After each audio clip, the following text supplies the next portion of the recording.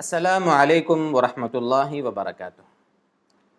مکرم ناظرین گرامی، خاص طور سے جن کی ابھی نئی نئی شادیاں ہو رہی ہیں نا، ہمارے نوجوان جو دوست ہیں وہ یہ سوال کافی کر رہے ہیں، چونکہ شادیوں کا سیزن بھی چلتا ہے تو جیسے جس کو حالت پیش آتی ہے ویسے وہ مفتی صاحب سے سوال کرتا ہے۔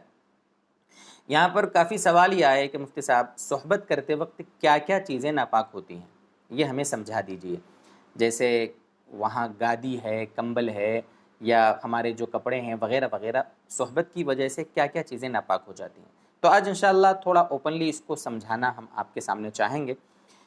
سب سے پہلے تو آپ اس چیز کو ذہن نشی کر لیں، اچھے سے سمجھ لیں کہ جو بیڈ شیٹ ہوتی ہے ہماری، اس بیڈ شیٹ کے اوپر ایک موٹا سا کپڑا الگ سے بنا لیں جو خاص طور سے آپ صحبت کے وقت استعمال کریں، ٹھیک ہے؟ تاکہ اگر ناپاکی کچھ اگر گرنے والی ہوگی تو ہماری بیڈ شیٹ ناپاک نہیں ہوگی، وہ جو اوپر ہم نے موٹا کپڑا بچھایا ہے وہی ناپاک ہوگا۔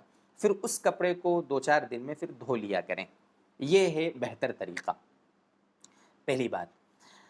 اب جب وہ کپڑا بچھایا گیا ہے اور اس پر اگر ناپاکی گری ہے تو ظاہر سی بات ہے وہ کپڑا ناپاک ہو گیا، ٹھیک ہے؟ ہمارا بدن ناپاک ہو گیا جہاں جہاں ناپاکی لگی ہے۔ اب جو کمبل ہے، گادی ہے، یا جو کپڑے ہم نے پہنے ہیں لیکن اس سے پہنی ہوئی جگہ پر ناپاکی نہیں لگی ہے، بات کو ذہن میں رکھیے گا، یہ اصولی بات آپ کے سامنے عرض کر رہا ہوں۔ ناپاکی جہاں جہاں لگی ہے صرف اتنی جگہ ناپاک ہوگی، اگر ناپاکی دوسری جگہوں پہ نہیں لگی ہے۔ مان لو جیسے ایک صاحب نے ابھی ہم سے پوچھا 2-3 دن پہلے کہ میں ناپاکی کی حالت میں تھا اور ارجنٹ مجھے باہر نکلنا پڑا، سردی سخت تھی تو میں نے سویٹر پہنی اور مجھے باہر گیا اور کام نپٹا کے گھر آ گیا، تو کیا میری وہ سویٹر ناپاک ہو گئی؟ یا کبھی ارجنٹ باہر جانے کی ضرورت پڑے اور ہم ناپاک کبھی غسل نہیں کیا، صرف نیچے نیچے کے ناپاکی کے حصہ دھو لیا ہے، اور ہم نے اپنے جو کپڑے پہنے ہوئے تھے ہم وہ کپڑے پہن لیے، جلدی سے اپنا کام نپٹا کے واپس گھر پہ آئے، تو کیا وہ ناپاکی کی حالت میں پہنے ہوئے کپڑے، وہ بنیان، وہ پاجامہ، کیا ہمارا ناپاک ہو جائے گا؟ حالانکہ ناپاکی اس پاجامے میں، کپڑے میں، بنیان میں بالکل لگی نہیں ہے۔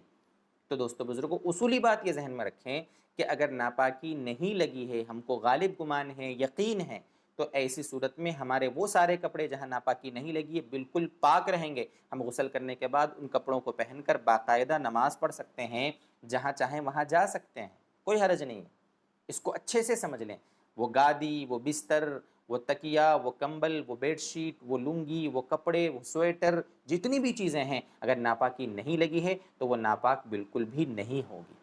اللہ تبارک و تعالی بہرحال شریعت کی آسانیوں سے ہمیں فائدہ پہنچائے، اور خامخواہ کی جو باتیں ہمارے ذہنوں میں آ گئی ہیں اللہ تعالیٰ ان سب سے ہماری حفاظت فرمائے۔ وآخر دعوانا ان الحمد للہ رب العالمین۔